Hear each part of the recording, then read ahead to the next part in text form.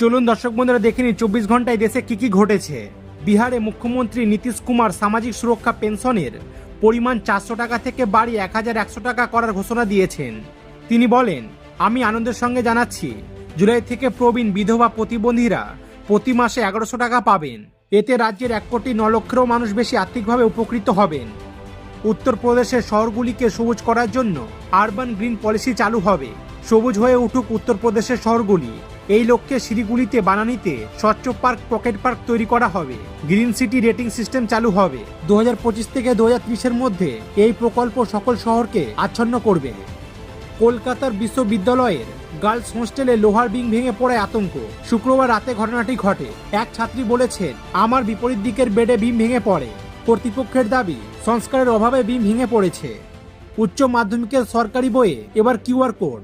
বইয়ের জালিয়াতি রুখতে নতুন পদ্ধতি। স্ক্যান করলে বইয়ের তথ্য ও সত্যতা যাচাই করা যাবে। সরকারি বই জাল করা হচ্ছে বলে অভিযোগ আসছিল। নকল বই বন্ধ করার জন্য পদক্ষেপ নেওয়া হয়েছে এবং ভবিষ্যতে আরও প্রযুক্তি যুক্ত করার পরিকল্পনা রয়েছে। তামুলুকের বিজেপি সাংসদ অভিজিৎ গঙ্গোপাধ্যায় গুরুতর অসুস্থ হয়ে দিল্লির এমসে ভর্তি হয়েছেন। চিকিৎসকরা বলছেন, তার অবস্থা স্থিতিশীল হলেও দীর্ঘ জটিল চিকিৎসার প্রয়োজন। আগামী 2 থেকে 3 মাস হাসপাতালে থাকতে পারেন। শুভেন্দু অধিকারী বলেন, আমরা প্রত্যাশা করছি আগামী 2 থেকে 3 মাসের মধ্যে অভিজিৎ বাবু স্বাভাবিক কাজকর্মে ফিরতে পারবেন। রাহুল গান্ধী মনে করেন মেক ইন ইন্ডিয়া ব্যর্থ।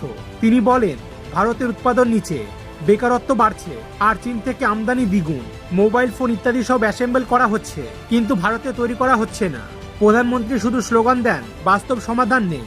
ক্ষুদ্র মাঝারি উৎপাদনকারীদের সাহায্যের দাবি তোলেন তিনি।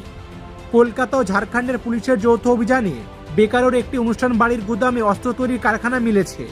অনুষ্ঠান বাড়ির আড়ালে অস্ত্র কারখানা বলে পুলিশ জানিয়েছেন। দুজনকে গ্রেপ্তার করেছে পুলিশ। 1 লাখ টাকা নগদ এবং বিপুল পরিমাণ অস্ত্র তৈরির সামগ্রী উদ্ধার হয়েছে। সেই বিষয়ে এখন তদন্ত চলছে। হাইওয়ে বন্ধ করে মাঝ বরাবর দেওয়াল তুলে দিলেন এক ব্যক্তি। ঘটনাটি ঘটেছে হরিয়ানার ভিওয়ানিতে। ব্যক্তি জানান, প্রশাসন তার জমি দখল করে ক্ষতিপূরণ না দিয়ে রাস্তা তৈরি করেছে। এ বিষয়ে তিনি আদালতে মামলা করেন এবং সেই মামলায় জয়ী হন। তারপরে রাস্তা বন্ধ করে বাড়ি বানানো শুরু করেন। যদিও পরে জানা গেছে, মন্ত্রী রণবীর সিং গাঙ্গেয়ার সঙ্গে কথা বলে দেওয়াল সরিয়ে নেন ওই ব্যক্তি।